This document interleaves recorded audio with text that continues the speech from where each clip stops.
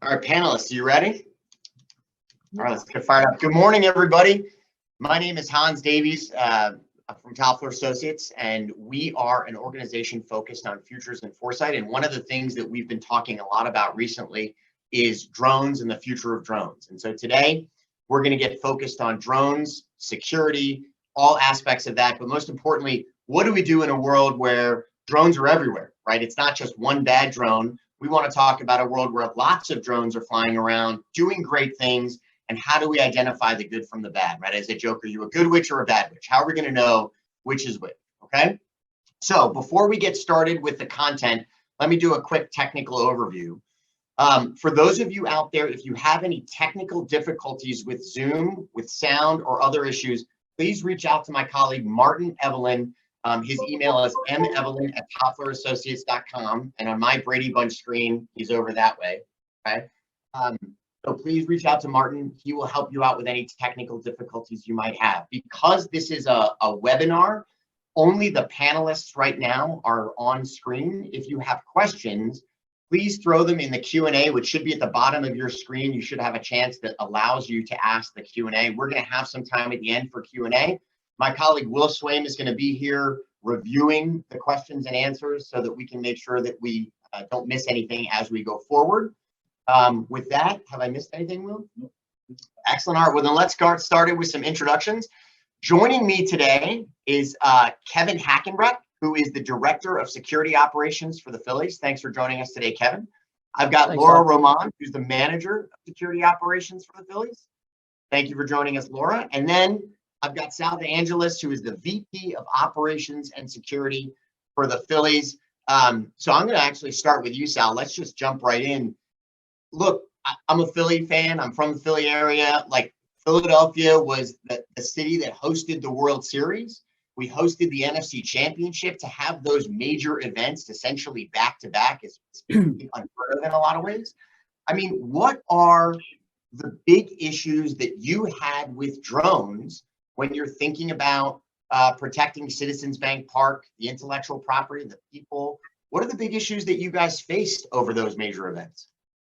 Well, first of all, Hans, thank you to you and Toffler Associates for having us today. We're very happy to be part of this webinar, and we appreciate all of your support. But, you know, it's probably a little known fact that we're averaging about a drone a day here in the sports complex.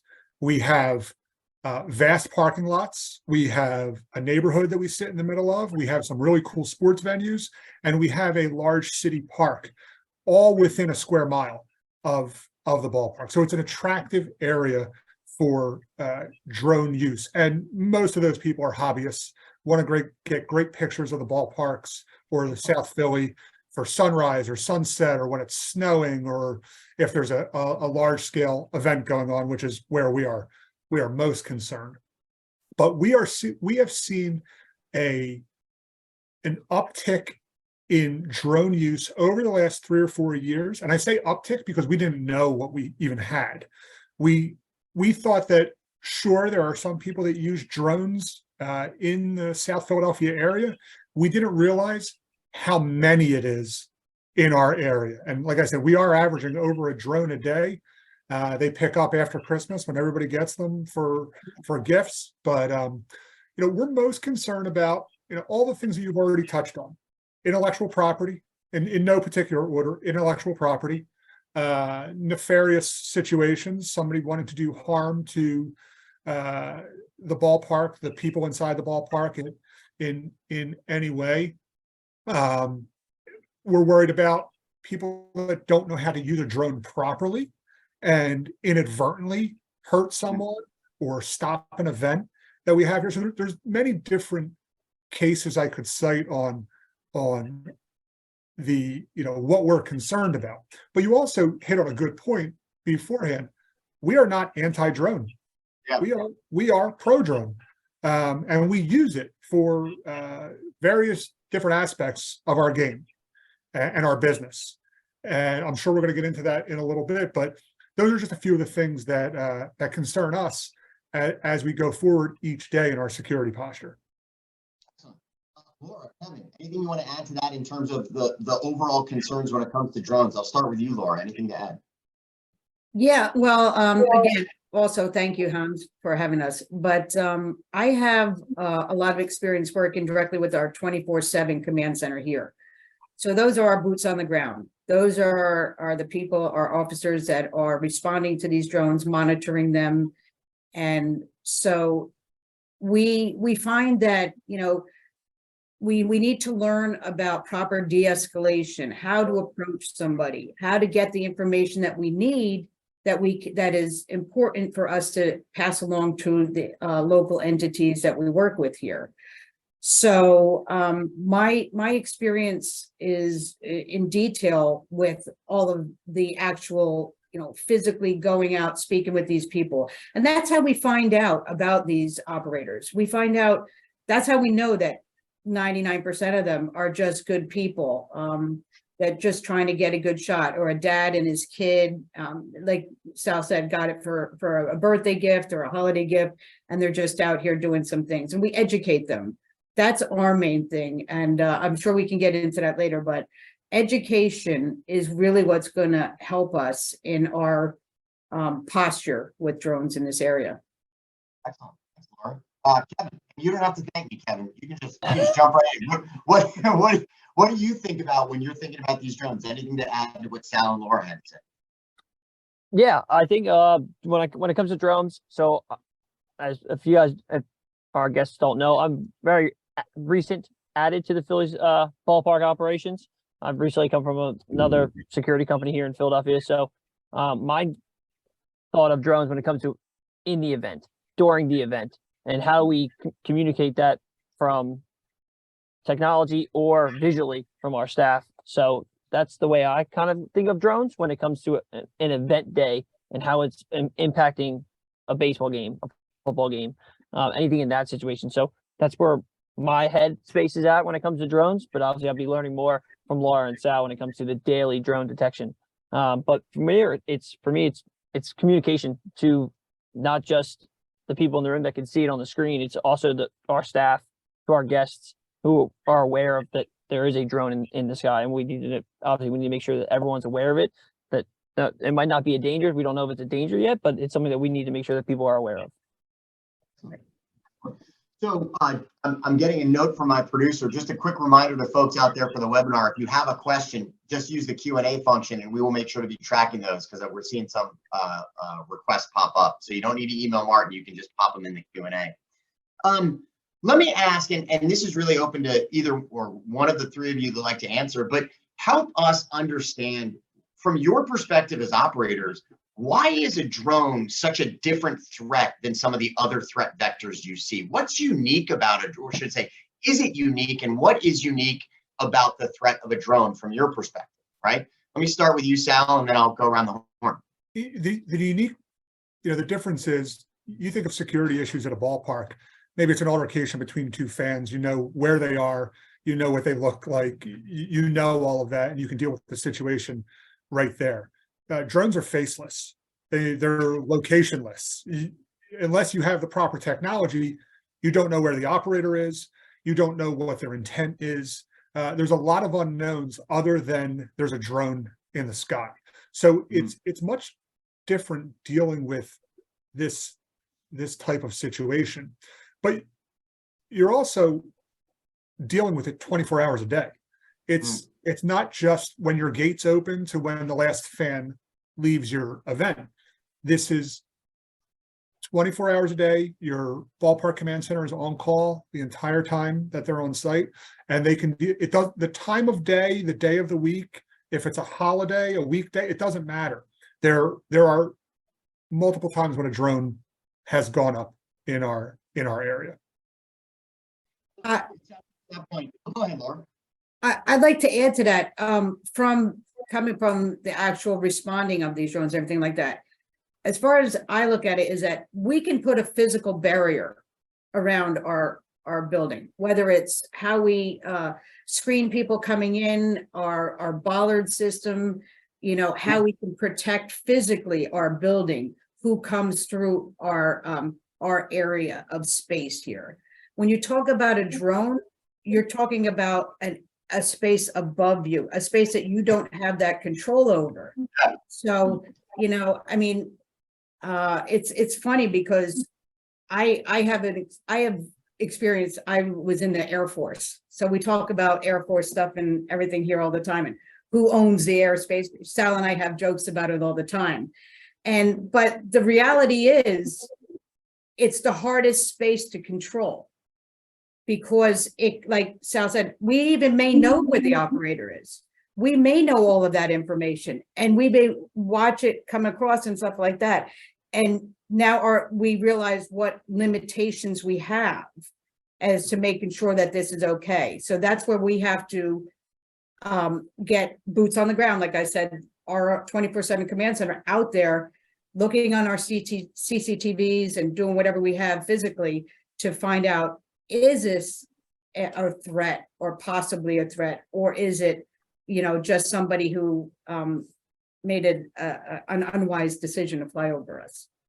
Yeah, I think that's a great point. But the nefarious versus the reckless, right? The uninformed actor can be just as dangerous or more dangerous than that nefarious actor. Right? Laura, I know there are a lot of old Air Force folks out there on the webinar, so they're very pleased to hear that, and they might want to know if you're putting some SAM sites around, but we'll get that offline, right? You want to take those down. But you talked about this issue of drones, and they're different in that three-dimensional space. So, right, is this similar to the cyber physical challenge, right? Are drones something that is, we don't control that space? It's a threat vector coming from far outside. Sal, you talked about we can screen people as they come in. How do you deal with drones and cyber, and a lot to handle for you guys? Where do you start? Yeah, I mean, the cyber aspect scares me even more without a drone, because then it's really faceless and locationless, and you, at least with a drone, there's a shot based on the technology that we have.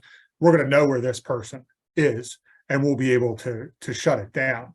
But I mean, Laura and I were speaking this morning about the cyber component with drones and how it can interfere with our day-to-day business, and it's just scary. We're lucky to have a great cybersecurity department here at the Phillies, and everyone knows we take physical security extremely serious here at Citizens Bank Park, but it's our cybersecurity team does an amazing job as well to ensure that we have laptops all over the country, all over the world. And we need to make sure that all of these people are safe and educated on what to do and what not to do when it comes to dealing with technology, because it's still very, very scary to a lot of us. I want to come back to that question of education, because Kevin brought that up, but I want to hold off for a second. Given that we have this operational experience with the World Series, and Laura, I think you specifically alluded to this, can you walk us through, to the extent you're able to? I don't want to talk about TTPs and things like that specifically, or technologies, but walk us through some of the best practices that the Phillies leverage to protect Citizens Bank Park during the World Series, or during these games, or as you and Sal pointed out, just every day of the year when people are out there flying a drone. What are some of the things that you do, I would say, sort of to left of launch when you find the launch, and then to the right as you start to mitigate and recover? What are those best practices?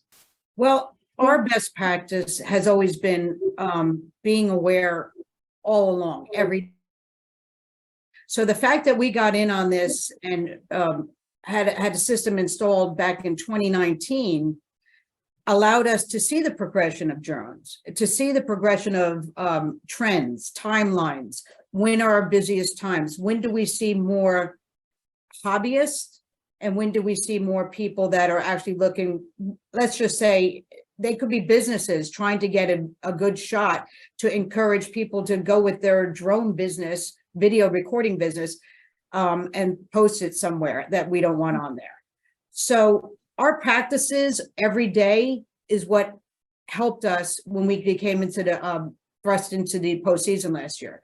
So as everybody knows, the Phillies, we were always optimistic about our team. We knew the talent level that we had here, and we talked. That's a lie. Don't lie to these people.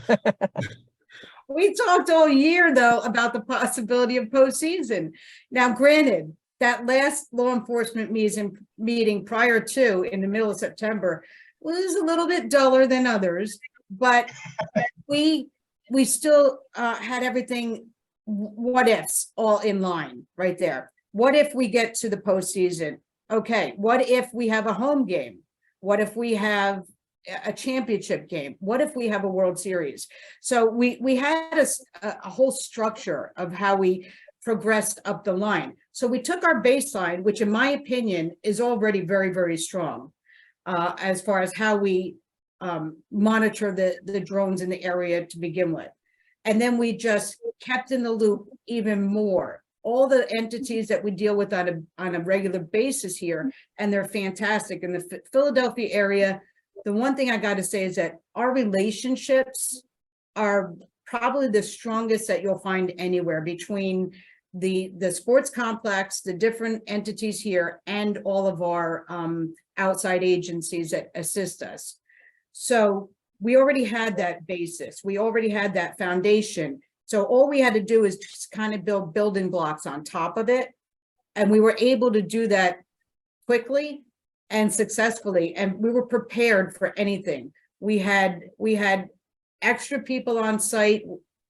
We had extra people in our event command post monitoring us. We had extra people walk around the stadium monitoring things. So we had visual sight, we had CCTV sight, and we had our drone detection up.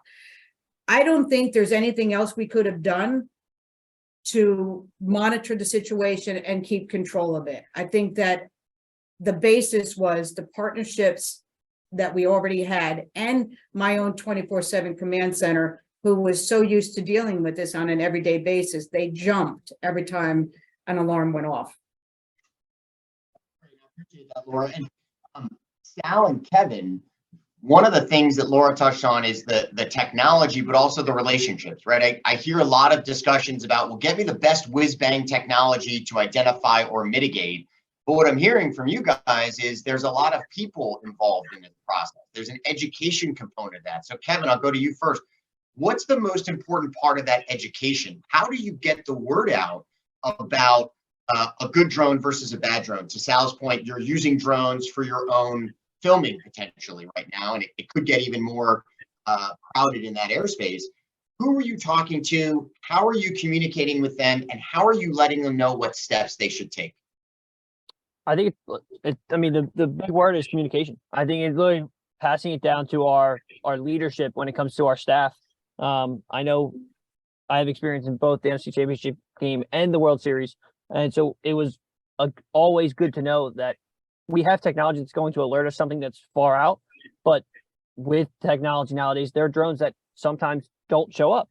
So we always trained our staff, no matter where we are, is to always be aware. If you see something, say something, call it in, you alert to it.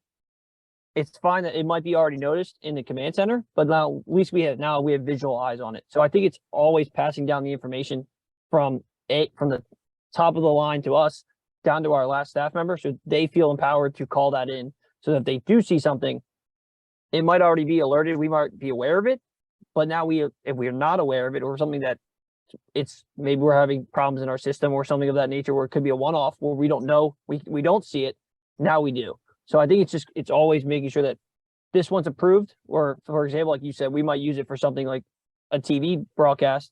We can alert you that, hey, from this time to this time, you will see a drone above the left field gate.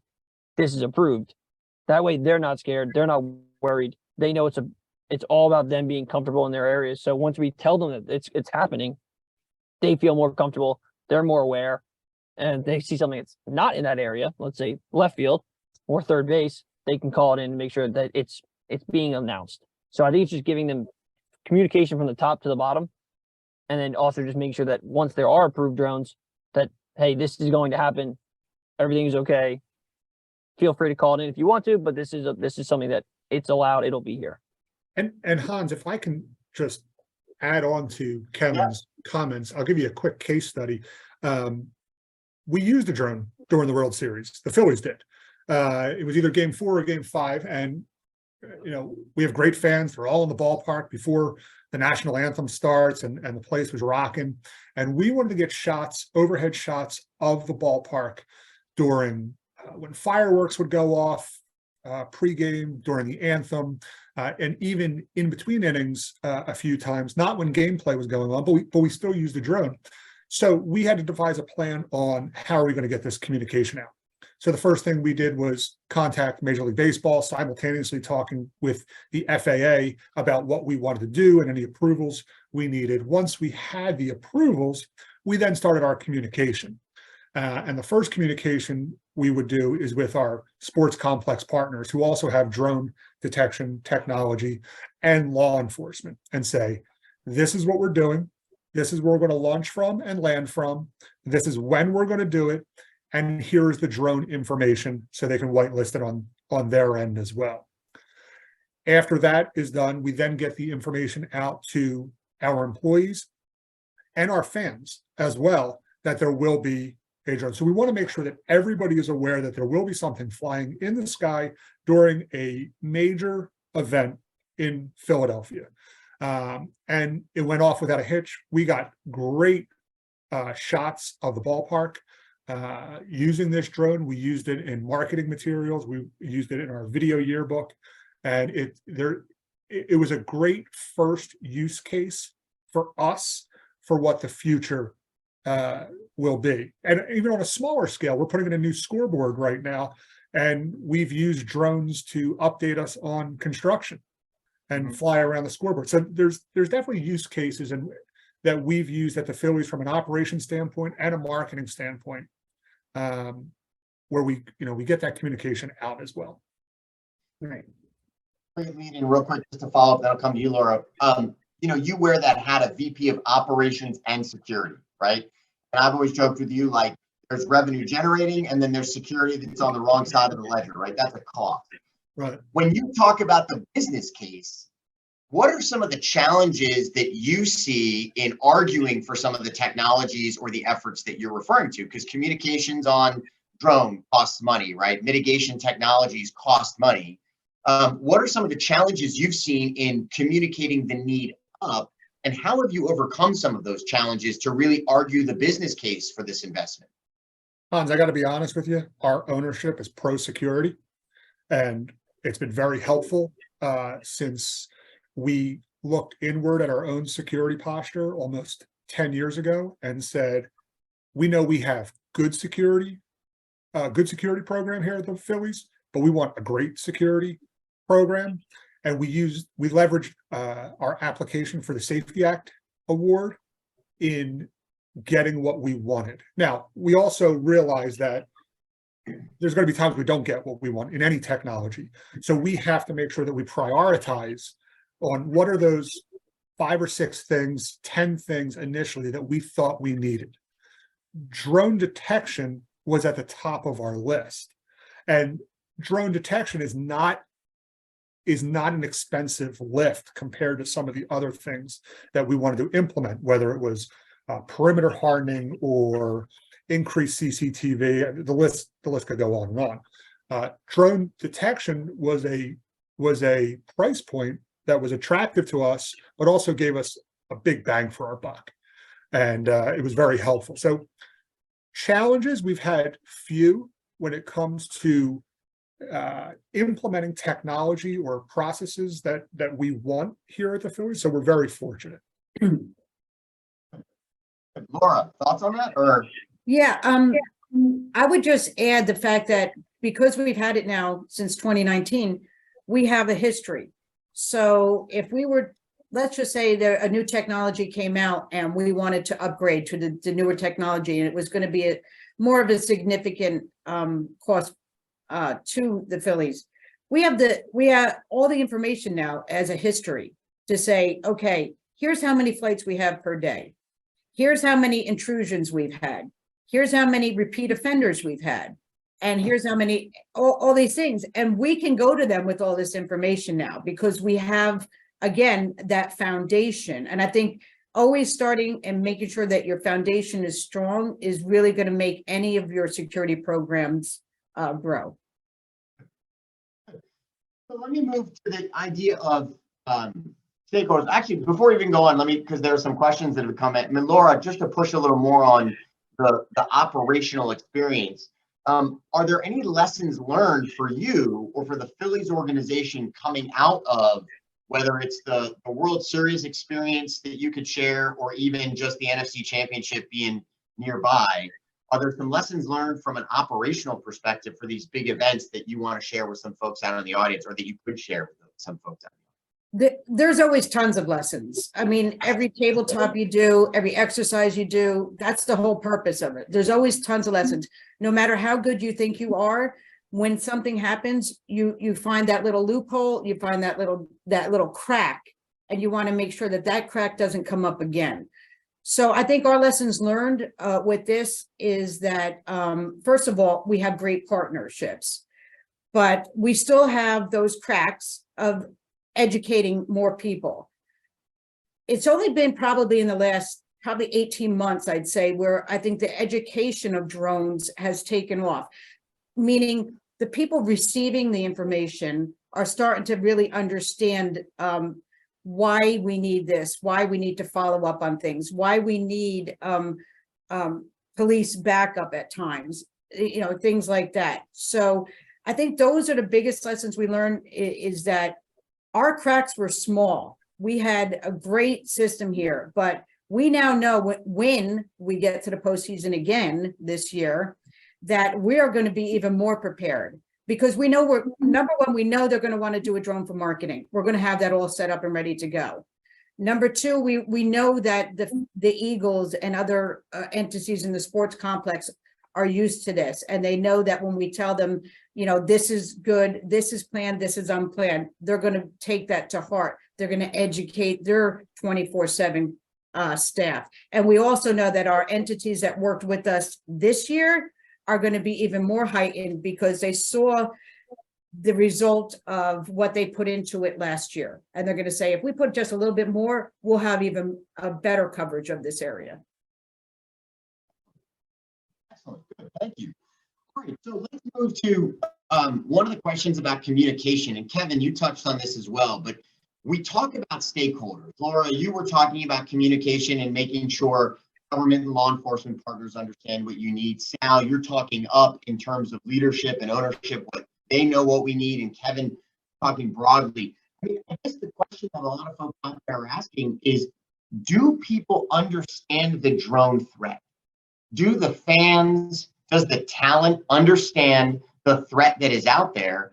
And how do you communicate the risk to them, right? Because I think what we've seen with a lot of folks and a lot of our clients talking to us is the challenge is that from a security perspective, we understand the risk, but a fan, someone in the facility section might not see that as, oh, that's dangerous, or that drone in the parking lot is going to potentially harm somebody. How do you communicate that with fans, and what's the response, or other stakeholders? What's the response you've got? So I would probably let Sal speak on how we communicate to our fans, but for our staff and how we and other individuals in the building, I think it's just education, kind of what Laura was kind of hitting on. It's just educating that we don't know. Going back to what Sal said, that these are drones don't have a face, they're unknown, we don't know what they are. So we need to make sure that everyone understands that not every drone is bad, not every drone is good. We don't know. They're unknown. So it's teaching and educating that everyone in the building, that even if they're not security, they're marketing, their facilities, or they are security and their staff, that these are the things that a drone could be. It's not saying that it is or isn't, but it's what they could be. So always being aware of it and just kind of it's repetitive. It is something that we have to continue to teach, just like we would for our access control or screening process or anything like that. It's a repetitive conversation, but then it becomes muscle memory. Once we get to that muscle memory of calling it in and having people aware of it and being their senses are up, that's when it helps our operation as a whole, the way we communicate it through communication and stuff of that nature. And the other thing that I would add on to that is we have the unfortunate experiences of seeing what drones can do at large scale events. Not just sports, but festivals or concerts or anywhere where there's a mass gathering. And we can point to those case studies and say, look, this is real. We may have been talking about this for years, and you thought much differently than us, but the threat is absolutely real. And I talked earlier, it might not be a nefarious threat. It might be somebody that doesn't know what they're doing and can still cause harm to the people or the structure or interrupt your event. So when we are communicating, we can point to those use cases or unfortunate use cases and say, look, this can happen.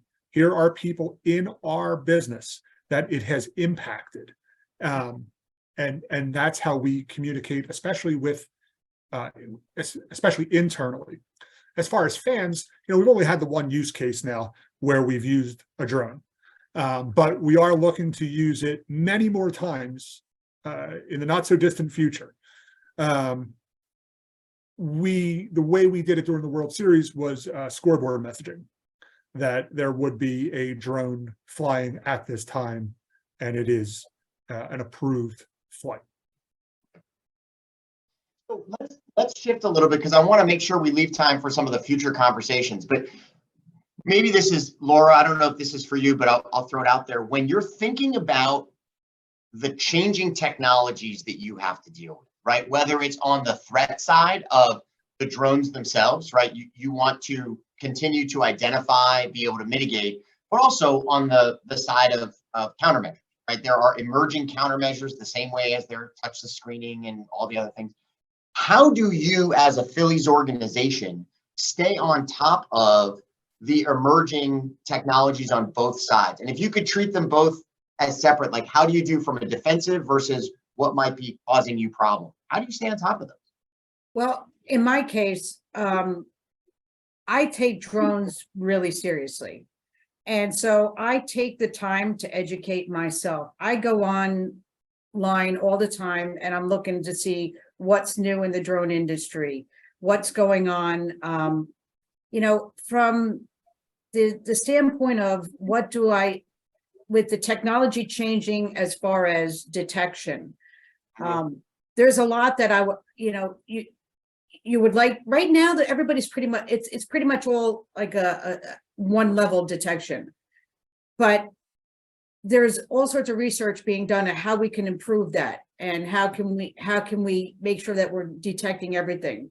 One of the things that we've seen here in particular is that hackers can go in, or I call them hackers, but people that want to circumvent any type of geofencing can do that by just going online, and it will take you on a step-by-step thing how to avert a geofence. It's one of those things that you just don't understand why people do. But we've had a modified drone several times in this area, and it will actually come up as modified drone. So we know a drone is in the area. We don't know where it is. We don't know what altitude it's at, and we don't know where the operator is. Sometimes it'll put an operator in a different location, just pick a location and to put it. Sometimes it will show no operator. It's showing us an operator literally in the middle of the Delaware River, literally. So those type of modifications, that's what I look for into technology side of that. How we can better get information from those people that are trying to modify these things. From our standpoint, it's what I like to see here is the education. When I go out there's so many tools out there that people I've even educated law enforcement that comes to our games and works in our event command post. There's an app called Before You Fly. I mean, there's all different apps out there that you can do. And you can teach people which app they need to go on to register their drone, which app they need to go on to get approval to fly, how they can check to see what the location is, what the regulations are, and things like that. So from our standpoint, technology wise, I use what's out there already on the app industry, which is really pretty helpful.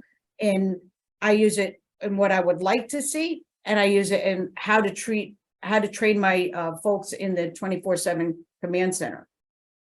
One thing to add to that too is we attend conferences annually, different levels, whether it's NCS4 or our own Major League Baseball security conferences. And annually, there's presentations on drone mitigation and the new types of technology that we should be looking for that we might see based on that drone detection or mitigation. So we see both sides when we go to our conferences as well. We actually just had a whole seminar at our conference this winter on drones.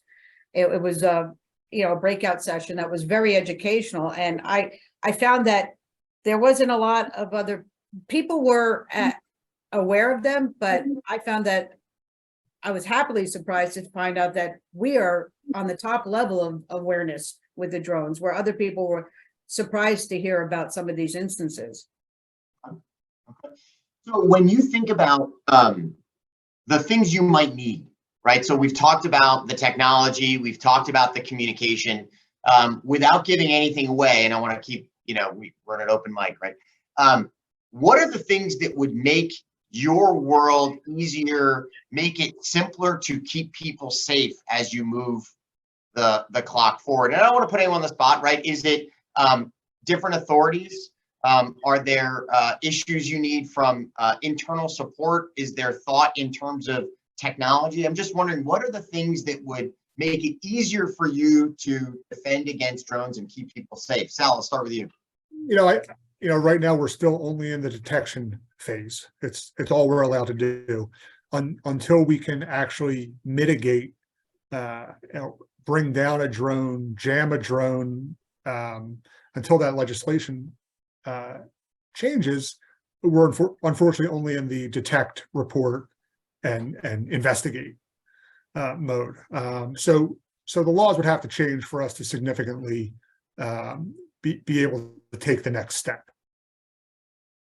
Is that something that would be of value as you look forward to have that ability to bring a drone? Because again, I'll go with one of the questions that came out here is balancing the risk of the drone coming down, one would say, Sure, versus the drone itself. Is that something that you guys have talked about and thought about as well?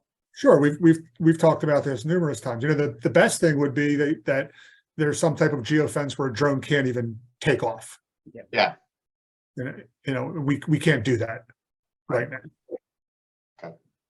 Okay. Laura, what are your thoughts on this one? What do you I would add on to the geofencing. Sal and I have had conversations about this already. That is my, if I could say my wish list, if you could put that out there, to have a geofence that the drones cannot penetrate and the hackers can't find a way around, because again, you're talking everything above you at this point. So it's like if you take a tube and you say everything above this area right now is free for all. That's kind of how we feel sometimes.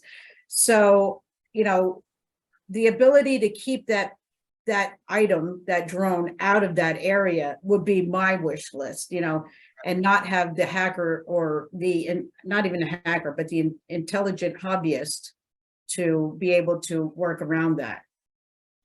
I think though, Laura, I think you're right. And, words matter when we're talking about future capabilities. And I like that you're using the term hacker, right? Because there is this cyber physical convergence that we're talking about as you move forward, right? You could see where the drone itself can be used to move into your cyber realm and then take control of things and sit as an outpost. It doesn't just have to be a physical capability. Yeah, to add on to that is that people can actually hack into a hobbyist drone. Yeah. And that's a real threat too. So I could be out there with my 5-year-old and just trying to take a picture of the ballpark so that we could post it and everything. And an intelligent hacker can get into my drone and make it do stuff. Those are the technologies that I look forward to seeing in the future. And if the hacker can figure it out, I always figure we got to have some hackers within the good side of things. We got a good witch, bad witch thing going on here. Sometimes Glenda, the good witch, got to come out, and we got to be able to counter them. Yeah. Kevin, thoughts, and then I have a couple more questions before we jump into the Q&A. I think Sal and Laura hit on all of it. I think, like I said, wish list geofence would be the best with best things. Has nothing come up, but until then, we'll keep executing like we normally do. So Sal, from an operations perspective, and I know you're not an architect, right? But when you think about stadium, right? A stadium is a heavy investment. I always think about it like a battleship, right? 10 years to build it. And then we start putting lasers and goodness knows what on at the end because the technology changes. What are some of the things from an infrastructure perspective you might like to see that are going to help prepare the stadium itself for the future of drones? What are the things you need to see, whether from a physical plant perspective, from a protection and security, or from a communications? What's going to make that stadium safer from a facilities? A roof would help. I set myself up for that one. That's fair. Is it a retractable roof? Is it retractable? It may be. I don't understand why more facilities aren't utilizing some type of aeroscope to let them know what is in the area. Maybe ignorance is bliss, but it really opened our eyes to what we have, and every landscape is different. But I would definitely encourage large scale facilities, whether they have a roof or not, it doesn't matter, to invest. And again, it's not a heavy lift. Invest in some type of drone detection system. Get ahead of the curve now for when legislation does change, and we're crawling into that as well. Because right now, again, all we can do is detect. But we've learned a lot over the last 4 years on what detection means, what the communication means, who we're supposed to be communicating with, what's good, what's bad, what works, what doesn't. But we're learning that every day here. Laura, what do you think from an infrastructure perspective? Is there something from your experience that would help in terms of changing the way we deal with drones? Well, I think I'll go from our experience here is that we have now established a history with our local entities. So whereas before, we were hitting roadblocks with law enforcement that weren't trained in drones. So when they would respond to a drone call, they didn't know what to do any more than anybody else down the street. Besides the obvious, they knew the threat. There was a threat. I mean, they knew that our intentions were well, but they didn't have the education either. The good thing here is that, and I'll be speaking at a regional law enforcement meeting in April about drones, actually, that we've established that communication so well here that they have educated more of the law enforcement side in the area. And that's key, because I can do everything I want. We can have the best detection system out there. We can have the best boots on the ground. We can have best support from the area. And then when we need that backup, because eventually there's going to be a time when you do, then you have the people that are prepared and understand the drone threat and the drone situation in our particular area and know how to respond to it. We had great cooperation last summer with a repeat offender. And because of all the training that the people that we deal with had, and their ability to see the same significance in it, we were able to eventually, our partners were able to eventually track this person down and knock on the door. For sure. Laura, you warmed my heart when you talked about what if, right? We always do for Toffler Associates, thinking about the future. We push everyone to say, imagine if, and look at those second and third order effects. So I want to take a couple minutes before we jump into Q&A and wrap up and push you guys a little bit into that future, right? So looking over your planning horizon, let's go out 5 to 10 years, right?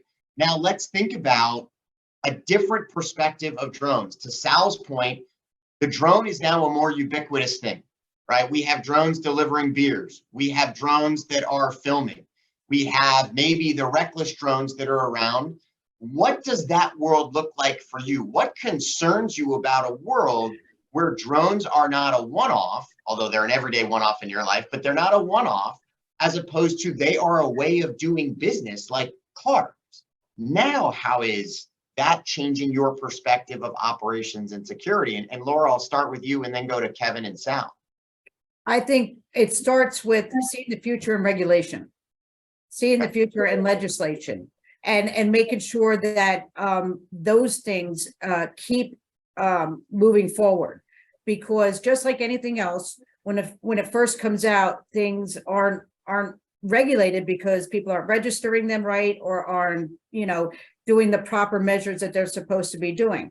I think that because this is the future, we can't get away from it. We use it, like Sal said, for so many things around this area. We see the increase in the area for construction use in drones, and we're in a we're between an industrial and a residential area. And so we, like Sal said in the very introduction, are very different kind of landscape that we have here. So we've seen the different uses of it. We've seen drone shows being used in our area. We've seen drones being used for our marketing, for other people marketing around here. So we know this is the future. So I think we're in 5 years from now, my goal is that regulation and legislation has caught up to the need that it is, just like anything else. You can't drive a car without having a license and going through training. You can't do all these other things without some sort of a certification. So what's going to happen here is that this has got to fall into place with everything else. Kevin, then we'll go to Sal. Kevin, what are your thoughts for the future? I almost 100% agree with. I agree with Laura. I mean, I think it's documentation and registration. It's just making sure, just like we referenced someone driving a car. It's the same thing with someone driving a drone. We just need to make sure that people and then some kind of format where we then know, like I said, it's almost a combination of documentation and technology that tells us that this person is approved, this person can fly, all that kind of stuff. So hopefully in the future there is that kind of platform that gives us that. Hopefully it's not as bad as a DMB, but it's something of that little bit better than that. So. There's I don't think there's anyone from the DMV on, so you should be. Sal, go ahead. There's not much more I can add. I'm interested to see what the future holds, though, to make our business more efficient. And if that means using drones, then I'm all for it.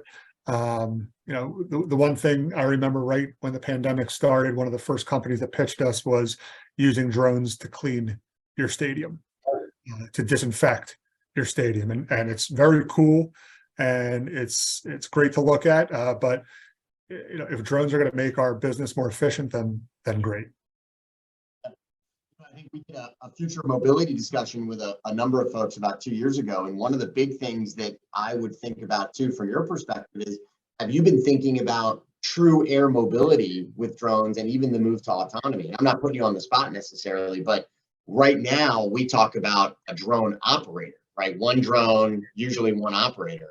But as you move to the questions of autonomy, now there are most likely going to be drones that are delivering things that are not operated by an operator in the traditional sense. To your point, Laura, it's a hacker taking advantage of an autonomous code that is going from A to B, or even as we move to a congested city area, although I know you guys are closer out to the airport than the same sort of center city area, but this idea of air mobility, right? How are people going to start arriving at the facilities, let alone just a simple drone for intellectual property? So I think it's great. I mean, it's a fantastic thing to think about and explore. I think it's great. Yeah, and I would add to that, Hans, the fact that they're moving towards drones that are not visual.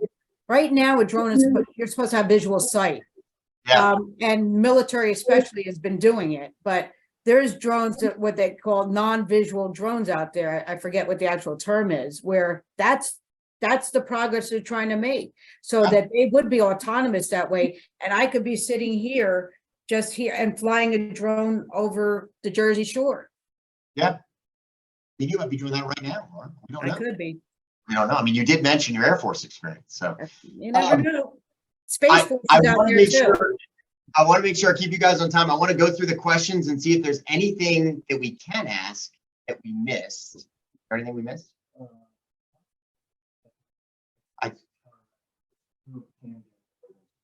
Yeah, there's a question out there about countermeasures. Who can do more than detect? Where would you go, and who is doing beyond detection for you guys? If you can talk about that. I would start with the FBI at that Okay. point. We're not our regular baseball game is not a SEER event either. So, while it's a large scale event for us, it might not be a large scale event federally. But I would start with them. So, any other thoughts, Laura or Kevin? Yeah, there's nobody else out there right now that you can go to besides that. Let's see, what's the question I'm going? Oh, do you run exercises to test your detection capabilities, learn and adapt your techniques? So sounds like we have operational exercises. That's the question there. Do you field operations exercises on? Nothing formal as far as detection. I think probably because we have so many in the area because of the attractiveness of a sports complex. Right. The system is used daily at this point. What I want to do is keep us on time. So for Sal, Laura, and Kevin, we're going to put up a poll for the audience out there. So all the folks should see hosts and panelists, Sal, Kevin, Laura. We can't vote, but based off of what we all heard today, before I let our panelists go, I'd like everyone to vote on what you really want to hear about next. Based off these conversations, where should we take a deeper dive? So first one is new and emerging technologies that might be a threat. We heard about the convergence of cyber and physical degrading the security posture. Intellectual property at threat, not just physical, plant, and people. We heard about legal and regulatory framework, building a plausible business case. Sal talked about, good ownership. And if you have another subject that isn't here, then just click other and throw it in the Q&A if you don't mind, and we can see what folks want to hear about. So I'll give folks a minute to vote on that. But I want to go around the horn for Sal, Laura, and Kevin and see if there are any closing thoughts, folks, or ideas you want to leave the group with. Kevin, I'll start with you. Any closing thoughts, things you want to leave the group with? No, let me just start off by saying, thank you. This is a great discussion. It's something that it's, like I said, it's ever evolving. It's something that it's when we say there's good and bad. There's people who are doing it. They're evolving, so we need to evolve to be able to detect and obviously be aware of it all. So I think it's you can never learn enough. It's always just keep going out there and keep trying to learn more and trying to see how we can keep progressing. Just the way we're doing it now doesn't mean we can't do it a better way in a year or two. So I think it's always just learning and executing the operation that we need to do. But thank you, Hans. I appreciate it. Oh, thanks, Kevin. I appreciate the time. Laura, thoughts? Well, first of all, thanks again, Hans, for everything. I'm a huge proponent of educating people with drones. So what I would say is that start with your boots on the ground. Start with your 24/7 operations at whatever facility that you have, because those are the people that you're going to need to do the everyday monitoring and reporting and making sure that you have a good way of monitoring it. Whatever system you choose to do, whatever works for you, monitor the situation, get the people trained properly that work for you, not only in how to monitor it, how to respond to it, and also how to report it. Reporting is also very important. Making sure that all the appropriate information that you're gathering with this detection system is getting to the proper authorities so they can do things like back you up and go to that repeat offender and find them with the information that you give them. So I would say when you start with that foundation, I go back to the foundation all the time. Start with foundation of communication and education, and from there, everything else will grow. Closing thoughts for us. What do you got? The only thing I would say is I'm very fortunate. I talked about ownership earlier, but I'm also very fortunate that I have members of my own department that are pulling the same way. And we have buy-in in the department, outside the department, when it comes to this. People know now that if they want to fly a drone at the ballpark, they have to come to one of the three of us because of our relationships with law enforcement, FAA, et cetera.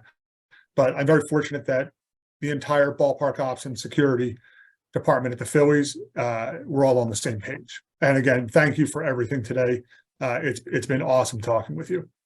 This is great. And hey, thank you all. Just a few quick thoughts, right? We heard from this crew about the importance of communications, right? Clarity in communications down, talent, staff, fans, but also Sal highlighted this idea of clarity and communications up. I think that's really important, Sal, because not everyone might have good ownership, but making that business case. Laura, you talked about specific examples that we're using to make the case for these technologies. What is our prioritized list? We talked about changing authority. We didn't say specifically what needs to change. I'm not going to go out on that limb right now. But the idea of expanding those authorities to make sure that stadiums and teams and municipalities have the capabilities and the authorities that they need to keep people and property safe. We heard about intellectual property just as much as physical property and keeping people safe. I know those aren't at the same level, but I'm sure we could have a whole session separately on the idea of protecting intellectual property from drones. And again, we did talk a lot about the importance of the right technology and having people that understand how to use that technology as we go forward. So again, to Sal, to Laura, to Kevin, to the entire Phillies organization, thank you so much for taking the time today. To everyone out there in webinar world, thank you for joining us. You should see the poll results up. It looks like we're almost neck and neck on emerging technology and the legal and regulatory framework as a subject that folks want to see at 44%, and then convergence of cyber and physical systems at 33%. And then we've got a couple others that we will go through as well. But again, this webinar is recorded. Please check out the website, and we should be following up with an email. But to our panelists, thank you for the time. Best of luck and stay safe out there. Thanks, Sal, Laura, and Kevin. Thanks, guys. Thank you. Bye-bye. Bye.